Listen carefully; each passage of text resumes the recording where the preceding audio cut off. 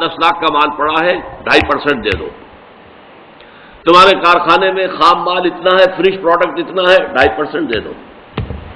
یہ ہے حکومت کا نظام۔ لیکن ایک اموال باطنہ ہوتے ہیں، گھروں میں کسی نے کچھ روپے رکھے ہوئے ہیں، کوئی اپنے وقت کے لیے، کوئی آڑے وقت کے لیے۔ یہ پرانے زمانے میں ہوتا تھا کہ تکیے کے اندر سیلی ہیں کہ وہ وہاں پر رکھے گئے ہیں، محفوظ رہیں گے، کسی چور کو خیال نہیں ہوگا کہ تکیے کے اندر بھی پیسے ہو سکتے ہیں۔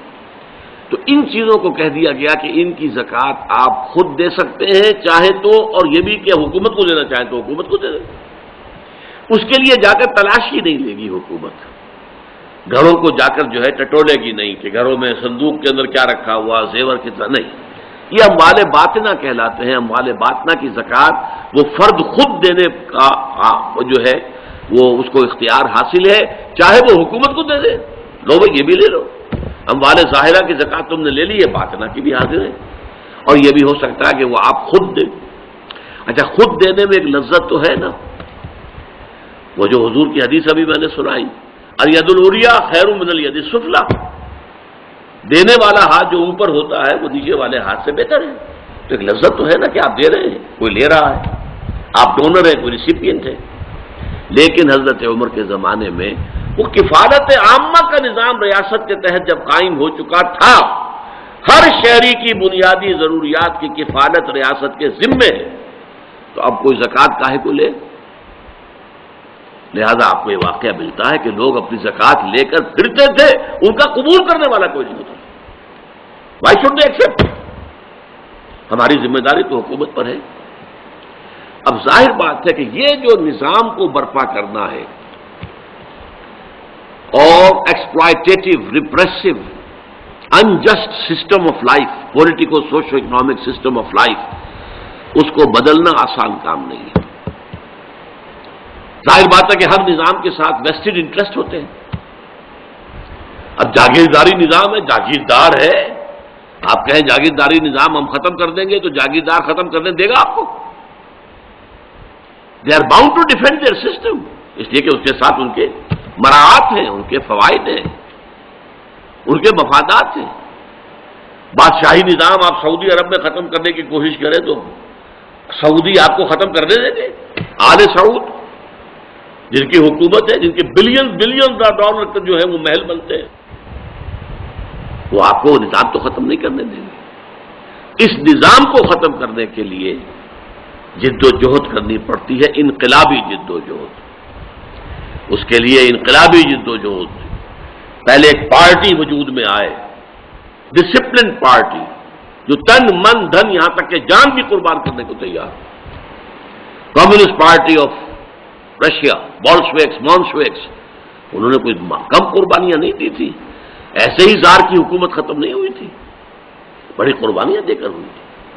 صحابہ کرام نے بھی جب نظام قائم کیا حضور نے اور صحابہ نے، محمد الرسول اللہ والذین معہ، تو سینکڑوں صحابہ کو جام شہادت نوش کرنا پڑا کہ نہیں؟ خود حضور زخمی ہوئے یا نہیں ہوئے؟ آپ کے دندان مبارک شہید ہوئے کہ نہیں ہوئے؟ آپ کے خون جو ہے اس سے احد کی مٹی اور طائف کی مٹی وہ سیراب ہوئی یا نہیں؟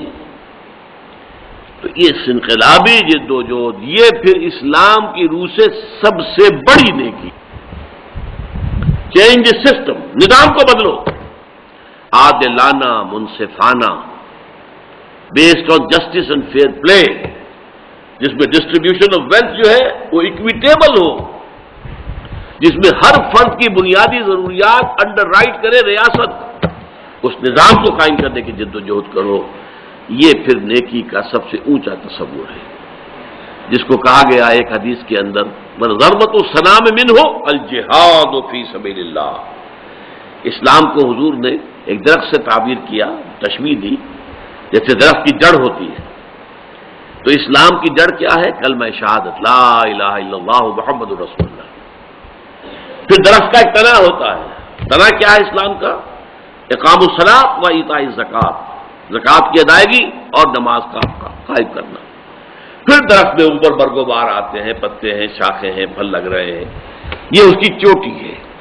تو ضربۃ السلام منہ، اسلام کی چوٹی جو ہے وہ الجہاد فی سبیل اللہ، اللہ کا جہاد، اللہ کی راہ میں جہاد کرنا، تاکہ اللہ تعالیٰ نے جو عادلانہ نظام دین الحق کی شکل میں، اسلام کی شکل میں، ان الدین عند اللہ الاسلام، جو حضور کے ذریعے سے پایہ تکمیل کو پہنچا، الیوم اکملت لکم دینکم واتممت علیکم نعمتی ورضیت لکم الاسلام دینا، اس دین کو قائم کرنے کے لیے جہاد کیا جائے، یہ سب سے اونچی نیکی ہے۔